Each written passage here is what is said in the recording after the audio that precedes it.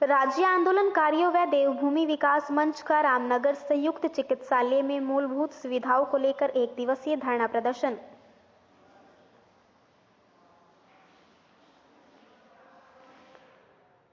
रामनगर के सरकारी अस्पताल में प्रधानमंत्री जन औषधि केंद्र नियमित रूप से सुचारू करने व फार्मासिस्ट तथा कर्मचारियों को बहाल एवं नियमित करने को लेकर राज्य आंदोलनकारी संगठन व देवभूमि विकास मंच के बैनर तले संयुक्त चिकित्सालय गेट पर एक दिवसीय धरना प्रदर्शन किया गया।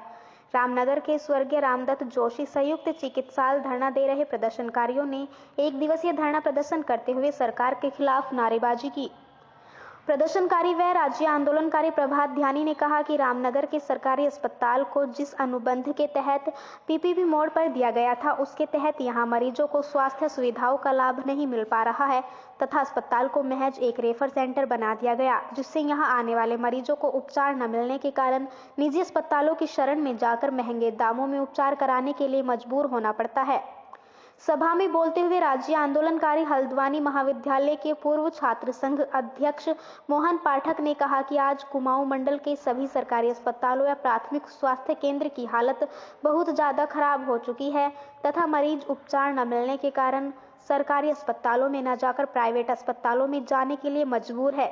उन्होंने कहा कि वह पिछले 1 साल से सरकार से सरकारी अस्पतालों की सुविधाएं बेहतर करने की मांग करते आ रहे हैं, लेकिन सरकार पूरी तरह से मौन साध कर बैठी हुई है।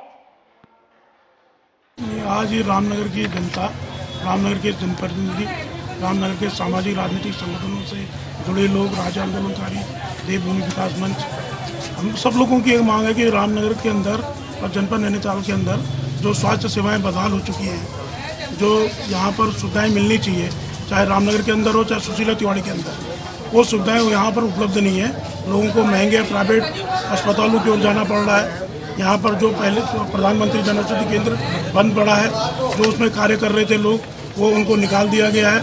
तो हमारी मांग है कि यहाँ पर जो पीपीपी मोड पर जो संयुक्त चिकित्सालय को दिया गया है और जो अनुबंध किया गया है, उस अनुबंध के आधार पर वो सारी सुविधाएं, वो सारी जांच, वो सारी चीज़ें यहाँ पर उपलब्ध कराया जाए, क्योंकि विशेषज्ञ डॉक्टर और सुविधाएं न होने के कारण यहाँ पर जो वेंटिलेटर हैं, जो आईसीयू है, जो यहाँ पर हमारी सिटी स्कैन की मशीन है, अल्ट्रासाउंड की मशीन है, वो काम ही नहीं कर पा रहे हैं क्योंकि यहाँ पर स्टाफ ही नहीं है।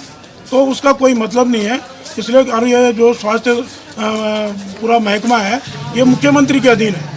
तो ये मुख्यमंत्री जी से हम मांग लगातार कर रहे हैं। हमने विधायक जी से मांग करी, एमपी से मांग करी, लेकिन स्वास्थ्य सेवाएं दिन प्रतिदिन बदहाल होती जा रही हैं। और हमारी मांग है कि रामनगर के अंदर जितने भी प्राथमिक स्वास्थ्य केंद्र हैं, सामुदायिक केंद्र हैं, चाहे मालदन के अंदर हो, चाहे कानिया के अंदर हो, चाहे सावलदे के अंदर हो, उन सारे उसमें जो रिक्त पड़े पद हैं, जो सर्जित पद हैं रिक्त, उनको भी भरा जाए। इन मांगों को लेकर के आज सारे रामनगर के लोग, सारे पार्टियों के लोग यहाँ पर अपना धरना समर्थन कर रहे हैं। और लगातार सबकी एक ही मांग है कि स्वास्थ्य सेवाओं को लोगों को मिली जाए, स्वास्थ्य सेवाओं का व्यापार न किया जाए, इनका निजीकरण न किया जाए, इनका प्राइवेटीकरण न किया जाए। इसी मांग को लेकर के यहाँ पर धरना प्रदर्शन कर रहे हैं।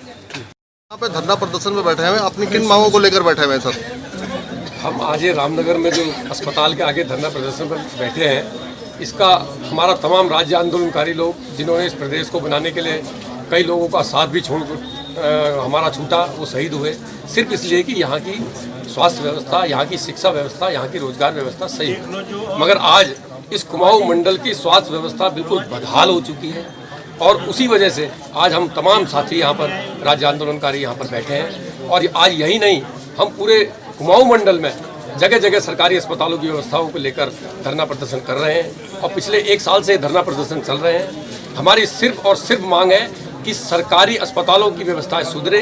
हम बहुत बड़ी मांग इस सरकार से और ये इन सुविधा लोग जो बैठे हैं उनसे नहीं कर रहे हैं। हम सिर्फ इतना मांग रहे हैं कि जो अस्पताल में सुविधा चाहिए, हमें मात्र ये बिल्डिंग और ये जो एक फार्मेसी चला रहे हैं ये नहीं चाहिए। हम सरकार से चाहते हैं कि प्रत्येक प्राथमिक स्वास्थ्य केंद्र में अल्ट्रासाउंड मशीन हो, एक्सरे मशीन हो, पैथोलॉजी लैब हो। ऐसा ना हो कि 100 रुपए के खून के टेस्ट के लिए पहाड़ से आदमी को 500 रुपए का किराया देना पड़ रहा है।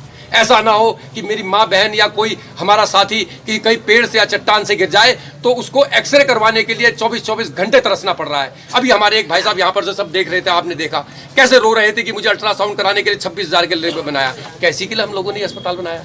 तो हमारे समस्त राज्य आंदोलनकारी की एक और एक सिर्फ यही मांग है कि कुमाऊं मंडल की बदहाल स्वास्थ्य व्यवस्था पटरी पे आए और सुशीला तिवारी एम्स बने।